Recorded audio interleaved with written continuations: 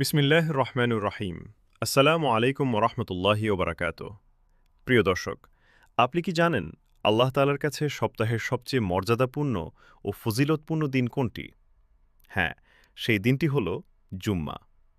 আজকের এই ভিডিওতে আমরা জানব জুম্মা দিনের ফজিলত, গুরুত্ব এবং এই দিনের বিশেষ কিছু আমল কুরআন ও সহিহ হাদিসের আলোকে।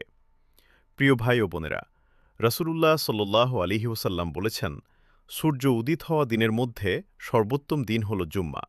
সহিহ মুসলিম। এই দিনেই হযরত আদম আলাইহিসসালামকে সৃষ্টি করা হয়েছে।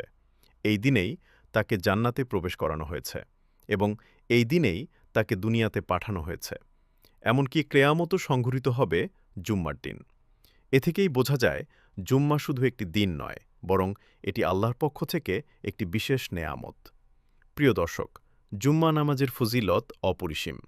রাসূলুল্লাহ সাল্লাল্লাহু আলাইহি ওয়াসাল্লাম বলেন, যে ব্যক্তি ভালোভাবে অজু করে তারপর জুম্মার নামাজ আদায় করে এবং মনোযোগ সহকারে খুতবা শোনে, তার ২ জুম্মার মধ্যবর্তী গুনাহ মাফ করে দেওয়া হয়।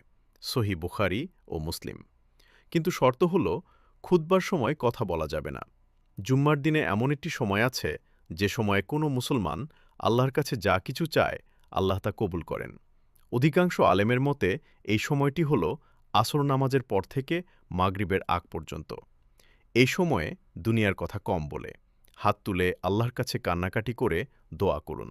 নিশ্চয়ই আল্লাহ ফিরিয়ে দেবেন না। প্রিয় দর্শক, এখন জেনে নিই জুম্মার দিনের কিছু গুরুত্বপূর্ণ আমল। জুম্মার দিনে গোসল করা, পরিষ্কার ও সুন্দর পোশাক পরা, সুগন্ধি ব্যবহার করা, আগে আগে মসজিদে যাওয়া, খুতবা মনোযোগ দিয়ে শোনা এবং এই দিনে বেশি বেশি দরুদ পাঠ করা। আরেকটি গুরুত্বপূর্ণ আমল হল সূরা কাহফ তিলাওয়াত করা।